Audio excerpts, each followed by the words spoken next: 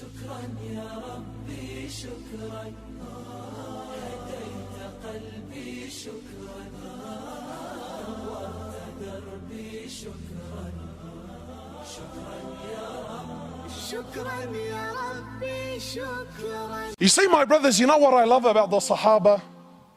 The Sahaba were real people.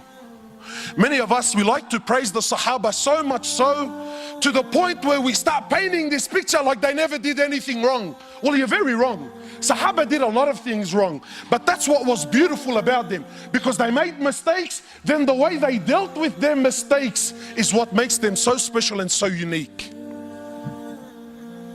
My time is short. One particular incident. After one of the battles, there was booty of war, gold, silver, swords, shields, stuff like this. So the Sahaba gathered, there's a lot of it, it's money. So they started sharing their opinions as to how they should distribute this wealth. And please don't listen to the story for the Shia entertainment of it. Live the story, brother. Try to imagine. I'm not sharing with you Walt Disney fairy tales. These are real stories of your fathers. Why? Not to entertain you, but to learn. Because you know what, my brothers, the truth is, when really push comes to shove, we don't follow the sunnah of Rasulullah sallallahu alayhi wasallam. Deep down, we're gangsters. That's what we are, man. And being a gangster doesn't necessarily mean you got tattoos and you used to sell drugs on the streets. Wallahi, I know Abu Ali's and Abu Ahmed's that are more gangsters than any youngster on the street today can ever be. Gangster with your character and your attitude. We don't follow Rasulullah. We follow people like Tony Montana in Scarface, yeah, and Tupac in Mabarif Shoo, and that's it, brother. That's the way it is, cuz. That's how it is on the streets, brother. What deen is this, man? So the Sahaba, each man gave his opinion. Then Abu Dhar gave his opinion on the matter. For those of you who don't know Abu Dhar is Arab. Yani he makes an Arab feel like he's a non-Arab. You can't be any more Arab than what Abu Dhar was. So Abu Dhar also gave his opinion. Today, mosques. I was in Canada, the brother. Mosques are waiting in courts to deal with their issues. Why? Because, brother, I gave my opinion and this guy disrespected me when we were in the meeting, so now it's me versus him. And mosques are going to war with each other. Why? Who's hit it? Brother, I gave my opinion. What, and he went against me? Doesn't he know who I am? I've been here for 10 years, brother. This guy's only been on the board for 5 years. These are the people that are leading our masajid, mashallah. So Abu Dhar gave his opinion. Then the next person was Bilal radiallahu ta'ala anhu. Bilal is the muaddin of Rasulullah sallallahu alayhi wasallam. Bilal not only used to be a slave, but an Abyssinian slave, meaning he was black. So as far as society is concerned, talk about being rock bottom. But you see, Islam came to break this. So when Bilal gave his opinion, he says, Abu Dhar, I disagree with you. Allahu A'lam, I think this is what we should do with the wealth. So Abu Dhar, imagine being put on the spot in front of everyone. He says, even you, ya Bilal, even you son of a black woman, even you're going to disagree with me today. These are big words. So Bilal, rightfully so, got very upset. He picked himself up and went to the Prophet of Allah. Now I want to pause here for a minute because I want to prove my point that we don't follow the sunnah of Rasulullah sallallahu alaihi wasallam. We follow the sunnah of who? Sheikh Tony Montana, mashallah, and Maulana Tupac. When we hear the story of the Sahaba, we exclude our life and our societies, well, because it's different times. My brothers, I want to ask you sincerely, and I want you to answer sincerely. This act that Bilal did by picking himself up and going to the Prophet of Allah to complain. What is this act called in this day and age that we live in today?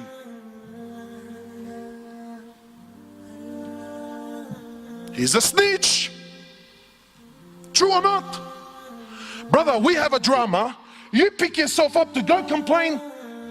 What are you, a woman, bro? That's street language.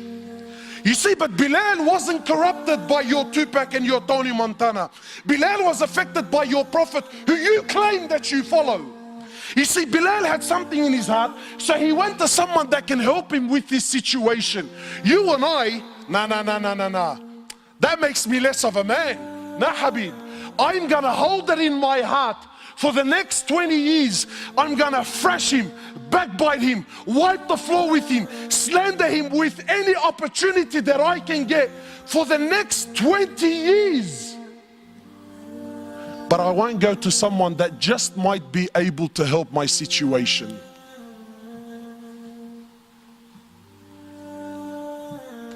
So Bilal goes, he tells the Prophet of Allah.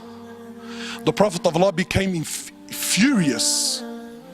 So the Prophet of Allah, he comes, he goes to where Abu Dhar was, and he grabs Abu Dhar by he grabs Abu Dhar. Talk about bridging up. This right now was bridging up. And he grabs Abu Dhar and shakes him and says, Abu Dhar, you are a man that still has jahiliyyah in his heart.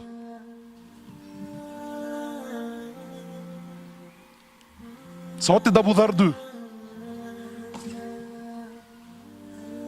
That little Aqday, is that what he said? Eid al-Quran, that's not what I said. Allah, wallahi, I didn't mean it like that, bro. See, let me tell you the difference between a man and a so-called man.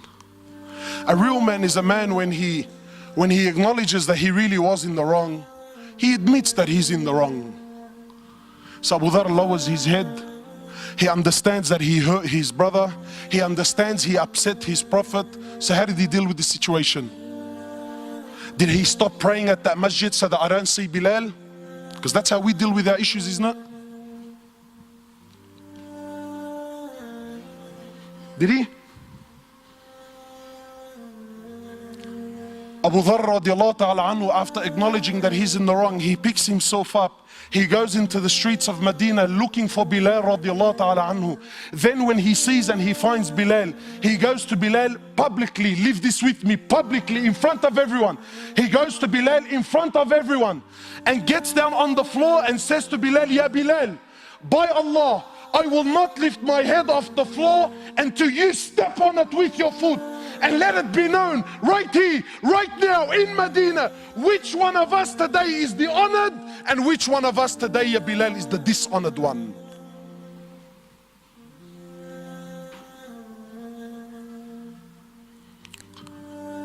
Come on, man. How come I haven't heard this story before, bro? So what did Bilal do? He's vulnerable. He's on the floor.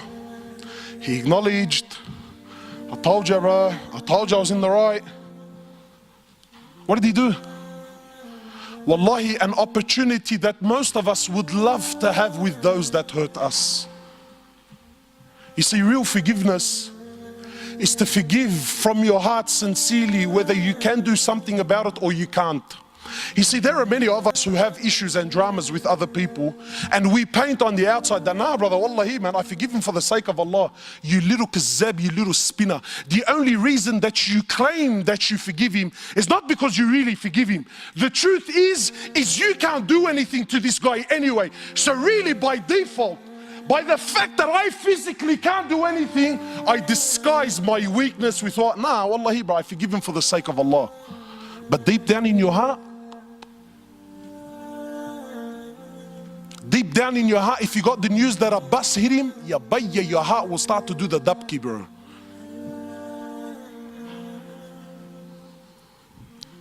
So some brothers tell me, cuz, listen, wallahi, bro, wallah, I forgive him. Wallahi, I forgive him. But I don't forget, cuz, Wow, mashallah, really? You forgive but you don't forget? Well, I got news for you, bro. If you forgive but don't forget, you didn't forgive to begin with. You see, this topic is not as juicy as what you first thought, eh? Why? Because it's hard on the nafs. Because this is real deen. This is real deen. So what did Bilal do? Bilal gets down on his hands and knees. He kisses Abu Dharr on the forehead. He says, Abu Dharr, are you serious? I forgive you for the sake of Allah. Done, finished, dusted, never to be spoken about again. Not drag it on for 10, 15 years. Not forget the fact that hours before this they were both on the same battlefield fighting for the same Lord. See, we don't have this in our societies anymore, man. Why? Because today weakness is seen as what? Forgiveness is seen as what? But that's weakness, brother. La Habib. That's a real man.